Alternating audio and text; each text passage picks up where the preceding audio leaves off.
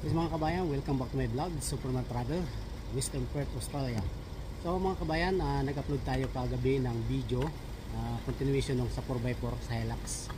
So okay na kabayan, naka-upload na. So merong mga nakapanood na. So paki-share and like and subscribe and hit on that notification bell para palagi tayong updated.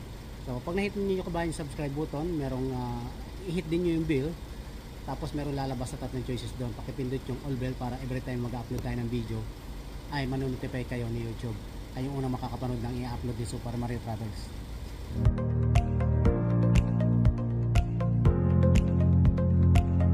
So mga kabayan, maraming salamat sa mga supporters natin dyan. Maraming salamat sa mga subscriber natin out there. So ako pilubos na nagpapasalamat dahil nagtitiwala kayo sa mga video na in-upload natin. Paki-ano lang ulit, paki-like and share ang ating mga video. So mga kabayan, may ginagawa tayo ngayon. Kung naalala ninyo yung may ginawa tayong Land Rover, yung chicken gym, at may nakapinding na switch sa back door. So dumating na kabayan yung switch. So ito kabayan, sa pabukas gumagana siya, pero pasarado hindi siya gumagana. So ayun. So kung ang issue naman kabayan ay pabukas ay walang response at hindi siya nagbubukas, at ganoon din sa pasirado ay wala ding response. So it's either na-check niyo yung system, okay, ng circuit. So mag-check din kayo ng fuse, basic fuse at saka yung circuit niya. Kalimitan kabayan ay nasisira talaga itong switch. Common ito sa mga sa mga backdoor switch. Palagi ako nagpapalit ng ganito. So ayan, kahit hindi sa Land Rover, palagi ilang beses ako nagpapalit ng ganito switch. Ang problema. So ayun, bago kayo magpalit, i-checkin muna niyo yung circuit kung okay siya. Okay? So ang isa naman ito, ulitin ko lang, yung pabukas ay bumubukas naman siya, nagre-response, pero yung pasirado ay hindi. So titingnan natin kabayan kung maayos siya. So kararating lang. Ayan. Kararating lang ng pisa. So let's go.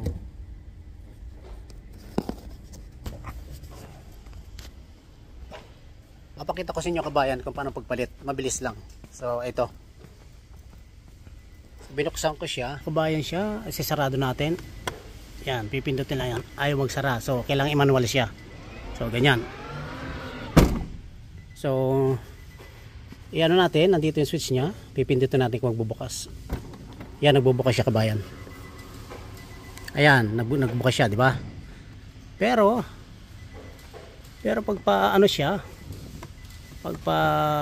pagpasarado, wala siya, hindi nag-response. So tanggalin natin. So ang pagtanggal kabayan yan, sinisikwat lang dito sa gilid ha. Kahit kamay nyo yan, pwede na yan. Ganyan o. Ayan.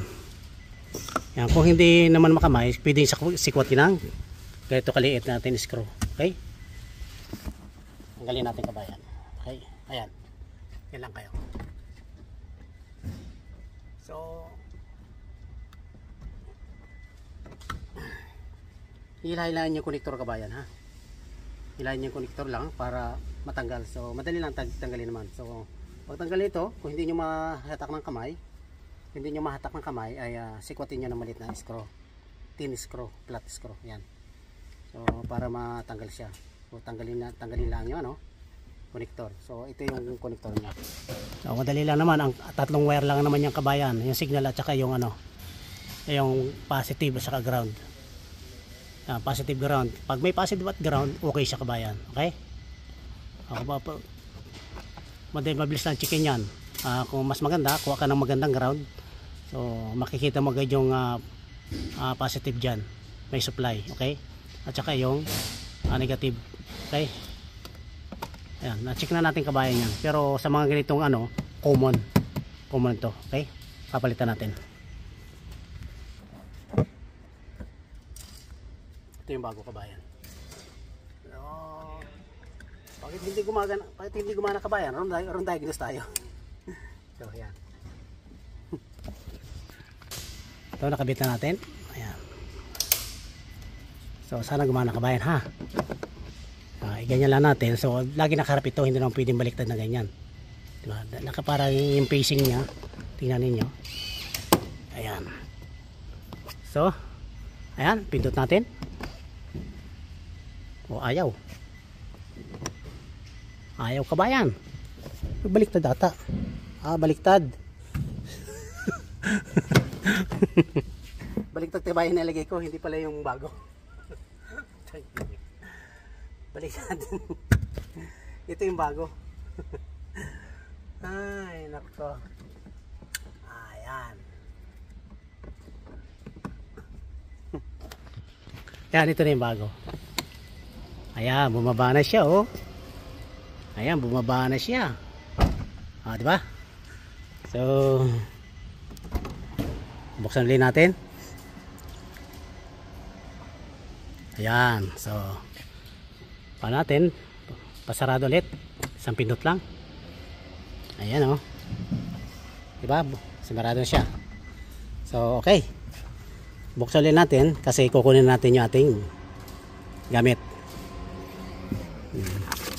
Ito yung ibalik natin yung luma. So, ito. Sarado.